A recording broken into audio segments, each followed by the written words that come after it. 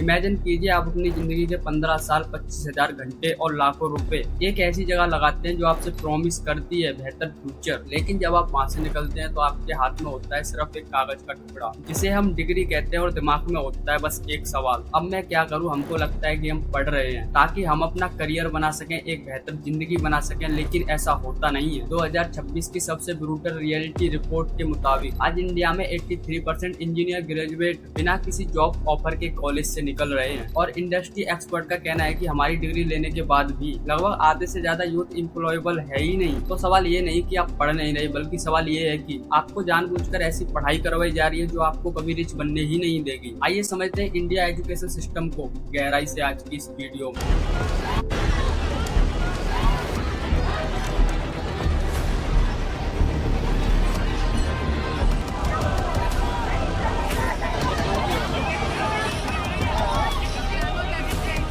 साल 2008 में इंडिया का अनएम्प्लॉयमेंट रेट था लगभग 5.4%। जून 2024 तक ये बढ़कर पहुंच गया 9.2% साल 2026। Centre for monetary Indian economy की लेटेस्ट रिपोर्ट के मुताबिक अनएम्प्लॉयमेंट रेट 20 से 24 एज ग्रुप अभी भी एक अलाइविंग लेवल पर है। ग्रेजुएट के पास डिग्री तो है लेकिन जॉब नहीं। पिछले 10 सालों में लगभग 22 करोड़ लोगों ने सरकारी नौकरी के लिए फॉर्म्स भरे, लेकिन इनमें से जॉब मिली सिर्फ 72,000 लोगों को। इसका मतलब समझ रहे हो आप, हर 300 में से सिर्फ किसी एक इंसान को जॉब मिली। और कॉम्पिटिटिव एग्जाम्स का हाल तो आप जानते ही हैं। हर साल लगभग 1.5 करोड़ स्टूडेंट अलग अलग एग्जाम देते हैं, लेकिन सिर्फ 15 लाख ही पास हो पाते हैं और जो पास होते हैं उनके सामने सबसे बड़ा दुश्मन खड़ा हो जाता है, पेपर लीक। 2019 से लेकर अब तक नीट समेत लगभग 65 एग्जाम्स लीक हो चुके हैं।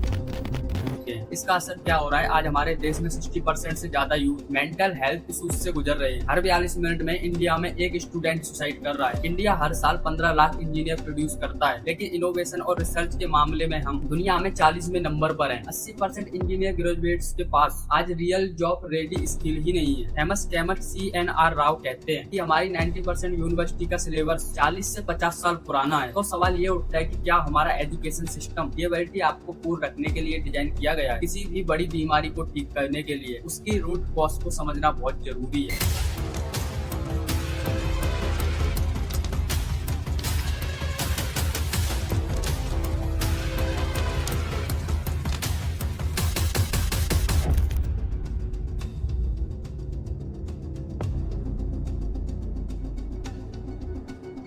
हमारे आज के एजुकेशन सिस्टम की जड़ मिलती है साल 1835 में। एक ब्रिटिश ऑफिसर थे लॉर्ड थॉमस बेमेंट मकॉली। उन्होंने इंडिया में इंग्लिश एजुकेशन एक्ट इम्प्लीमेंट किया था। इस एक्ट के आने से पिछले इंडिया में लगभग 7,72,000 गुरुकुल चल रहे थे, जहाँ संस्कृत में मेटोलॉजी, मेडिसिन और साइंस पढ़ाई जाती थी। और उस समय हमारा लिटरेसी रेट लगभग 97% था। मकॉली का साफ मानना था कि अगर इंडिया को हमेशा के लिए अपना गुलाम बनाना है तो उनके कल्चर और उनकी लैंग्वेज को पूरी तरह खत्म करना होगा। उन्होंने एक ऐसी इंडिया क्लास तैयार करी जो देखने में तो इंडियंस थी, लेकिन सोच से ब्रिटिश एम्पायर की गुलाम बन गई। इस सिस्टम का मकसद लोगों को थिंकर्स बनाना नहीं था, बल्कि सिर्फ ऑर्डर फॉलो करने वाले क्रैप्स और वर्कर्स बनाना था। अफसोस की बात यह है दोस्तों कि आजादी के इतने साल बाद भी हम ऐसी कॉलोनियल लेगेसी कैरी कर रहे हैं। आज भी हमारे देश में इंग्लिश बोलने वालों को एक अलग क्लास माना जाता है, जबकि रसिया, चाइना और फ्रांस जैसे देश अपनी नेशनल लैंग्वेज को जरूरी समझते हैं। इंडिया में तो ये हाल है कि अगर आप किसी से हिंदी कंटेंट राइटर के जॉब के लिए भी जाओगे तो HR आपका इंटरव्यू भी इंग्लिश में ही लेगा। इसके बाद आती है हमारी सबसे बड़ी प्रॉब्लम,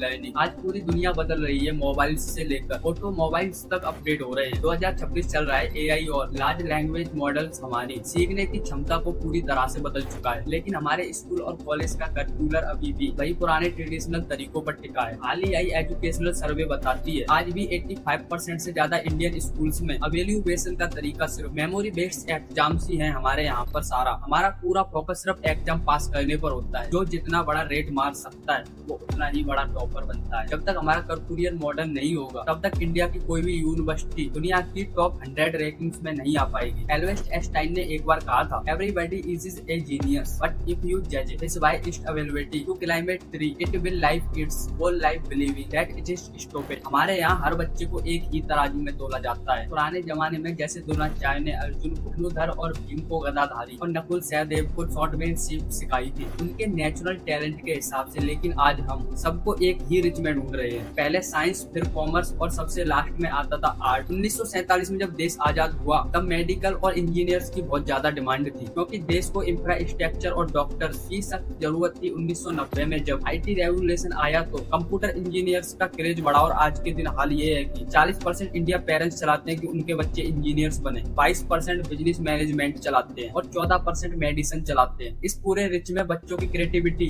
अपना दम तोड़ देती है। असोचम की एक स्टडी कहती है कि देश के 93% MBA ग्रेजुएट्स अनएम्प्लॉय हैं, यानी उनके पास कॉर्पोरेट में काम करने के लायक स्किल ही नहीं है। लेकिन फिर भी लोग इस रेट रेस में क्यों भाग रहे हैं? इसके पीछे 3 बड़े साइकोलॉजिकल रीजंस हैं। पहला, कंफर्मिटी बेस, हम वही करते हैं जो सब करते हैं। अगर सब IIT जा रहे हैं तो हम भी वही जाएंगे, चाहे हमारा इंटरेस्ट किसी और चीज में ही क्यों ना हो। दूसरा, अम्बिग्युइटी इफेक्ट, हम रिस्क या अननोन रास्तों पर जाने से डरते हैं। गवर्नमेंट जॉब में सिलेक्शन की प्रोबेबिलिटी भले ही 1 आउट ऑफ 300 हो और सैलरी सिर्फ 20,000 हो, लेकिन फिर भी लोग उसे ही चुनेंगे क्योंकि वो सिक्योर और फैमिलियर लगती है। डिजिटल मार्केटिंग या सिनेमेटोग्राफी में क्या पता कितना पैसा मिले, इस डर से लोग उसे एक्सप्लोर ही नहीं करते। तीसरा, हेड मेंटेलिटी। कुछ समय पीछे एक वीडियो वायरल हुआ था जहाँ एक लड़की UPSC एग्जाम के लिए थोड़ा सा लेट हो गई और उसे एंट्री नहीं मिली। उसके पेरेंट्स रोड पर रो रो कर बेहोश हो गए। अरे सुन लो बाबू, एक बार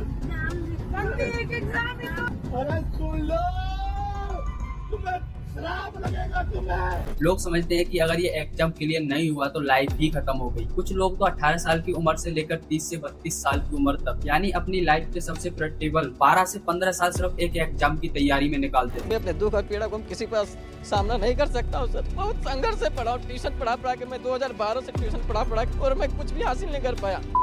दोस्तों चलिए अब बात करते हैं सबसे कड़वी रियलिटी की। जब मार्केट का डिमांड और सप्लाई गैप, साल 2026 में जब मार्केट का लैंडस्केप पूरी तरह से बदल चुका है। एक तरफ टेक फील्ड में ट्रेडिशनल रूल खत्म हो रहे हैं और दूसरी तरफ न्यू एज स्किल की डिमांड अक्सर छिप रही है। रिसेंट नेस्कॉम और लिंक्डइन वर्क प्लेस रिपोर्ट 2026 के मुताबिक 70% से ज्यादा टेक स्टूडेंट्स अब स्किल फर्स्ट हायरिंग पर फोकस कर रहे हैं, यानी उन्हें आपकी डिग्री से ज्यादा मतलब इस चीज से है कि आपको क्या आता है। चलिए एक फिक्शनल कैरेक्टर का एग्जाम्पल लेते हैं। सोनू ने 15 साल तक पढ़ाई की, ग्रेजुएशन की डिग्री ली, लेकिन उसे जॉब नहीं मिली। दोस्तों ने मजाक उड़ाया, घर वालों का प्रेशर बढ़ा और धीरे धीरे उसका कॉन्फिडेंस खत्म हो गया। और आज इंडिया में 25 साल से कम उम्र के 42% ग्रेजुएट यूथ अनएम्प्लॉय हैं। और अगर सोनू को जॉब मिल भी गई तो एवरेज स्टार्टिंग सैलरी क्या होगी? सिर्फ 20,000 पर मंथ। इस महंगाई के जमाने में 20,000 में घर या गाड़ी खरीदना नामुमकिन है तो सोनू क्या करेगा? वो होम लोन लेगा, कार लोन लेगा, फिर EMI और बच्चों के स्कूल फीस के चक्कर में वो एक ऐसी ट्रैप में फंस जाएगा जहाँ से वो चाहकर भी अपनी बोरिंग जॉब नहीं छोड़ पाएगा। वो अपनी किस्मत को ही कोस कोस कर बूढ़ा हो जाएगा। अक्सर लोग सोचते हैं कि बिना बड़े कॉलेज या डिग्री के कुछ नहीं हो सकता, लेकिन अगर आप दुनिया के बड़े एंटरप्रेन्योर को डिजाइनिंग जैसे स्टीव जॉब्स या फिर बिल गेट्स, उन्होंने कॉलेज इसलिए छोड़ा क्योंकि उन्हें लग रहा था कि उनका समय वहाँ पर वेस्ट हो रहा है और उन्होंने रियल वर्ल्ड प्रैक्टिकल स्केल पर काम किया। मैं ये नहीं कह रहा कि कॉलेज जाना गलत है, पर कॉलेज सिर्फ एक रास्ता है, वो आपका आखिरी सपना नहीं हो सकता। उत्तर प्रदेश जब 360 पोजीशन निकली थी तो उसके लिए 23 लाख लोगों ने अप्लाई किया था। लिंक्डइन का डाटा बताता है कि 72% फुल स्टॉक डेवलपर्स जॉब ढूंढ रहे हैं। दूसरी तरफ वर्ल्ड इकोनॉमी फोरम्स की फ्यूचर ऑफ जॉब्स रिपोर्ट्स 2026 को अगर हम देखें तो आने वाले समय में इन फील्ड में सबसे ज्यादा ग्रोथ होने वाली है। प्रॉब्लम ये है कि हमारे देश का 90% यूथ इन न्यू फील्ड्स के बारे में जानता ही नहीं है। वो आज भी वही 40 साल पुरानी इंजीनियरिंग और ट्रेडिशनल डिग्रीज के पीछे भाग रहा है। अगर आप 10 लाख का लोन लेकर MBA या BTech करते हैं और उनकी स्टार्टिंग सैलरी लगभग 20,000 होती है तो आप अपनी पूरी जिंदगी में लोन और EMI के चक्कर में ही फंसे रहेंगे। आप कभी रिस्क ही नहीं ले पाओगे। इसके 2 लेवल पर सॉल्यूशन है, एक गवर्नमेंट इंस्टीट्यूशन लेवल पर, दूसरा इंडिविजुअल यानी आपके लेवल पर। फिनलैंड का एजुकेशन सिस्टम दुनिया में सबसे बेस्ट माना जाता है क्योंकि वहाँ सारा फोकस कर्पूरियन मॉडर्न रखने और टीचर ट्रेनिंग्स पर होता है। अगर किसी टीचर्स की क्लास अच्छा परफॉर्मेंस नहीं करती तो जापान और फिनलैंड जैसे देशों में उन्हें दोबारा से टीचिंग के लिए भेजा जाता है। जर्मनी में वोकेशनल एजुकेशन का डुअल सिस्टम चलता है जहाँ स्टूडेंट का आधा हफ्ता क्लासरूम में गुजरता है और आधा हफ्ता रियल इंडस्ट्रीज में काम करते हुए। इससे पढ़ाई खत्म होते ही स्टूडेंट पूरी तरह जॉब्स रेडी होता है। इंडिया में NEP यानी नेशनल एजुकेशन पॉलिसी के बदलाव लेने की कोशिश जरूर हो रही है और 2026 तक कई यूनिवर्सिटी ने स्किल बेस्ड कोर्सेज शामिल किया है, लेकिन इसका एग्जीक्यूशन अभी भी बहुत धीमा है। हम कब तक वेट करेंगे कि पूरा सिस्टम बदले? एक फोन या लैपटॉप लेने के लिए घंटों यूट्यूब पर आप रिव्यूज देखते हो तो अपने करियर के लिए भीड़ चाल में मत आओ। ग्रोथ करने वाले सेक्टर्स जैसे AI, डाटा, डिजिटल मार्केट को खुद एक्सप्लोर एक्सप्लोर करो। दुनिया के बड़े बड़े एंटरप्रेन्योर्स ने हमेशा स्किल और प्रैक्टिकल एक्सपीरियंस को प्रायोरिटी दी है। अगर आप फ्री हो तो किसी कंपनी में फ्री में इंटर्नशिप करो, रियल वर्ल्ड वैल्यू करना सीखो। सिर्फ मार्क्स आपको जॉब नहीं दिलाएंगे, आप कैसे कन्विंस करते हो, आप कैसे प्रॉब्लम सॉल्व करते हो और आपकी लैंडशिप स्किल क्या है, ये रियल वर्ल्ड में सबसे ज्यादा मैटर करता है। दोस्तों दुनिया बहुत तेजी से बदल रही है। आज का दौर इंटरनेट और इंफॉर्मेशन का दौर है। हमारी जनरेशन सबसे ज्यादा ब्लेसेड है क्योंकि जो इंफॉर्मेशन हमारे पेरेंट्स के पास नहीं थी वो आज आपके पास एक क्लिक में अवेलेबल है। आपको इस सिस्टम को विक्टिम नहीं बनाना है बल्कि इसे सीखकर आगे बढ़ना है। अपने कंफर्ट जोन से निकलिए और नई स्किल सीखिए और अपनी लाइफ की डेफिनेशन खुद तैयार कीजिए। आपको क्या लगता है कि हमारे एजुकेशन सिस्टम में सबसे बड़ा बदलाव क्या होना चाहिए?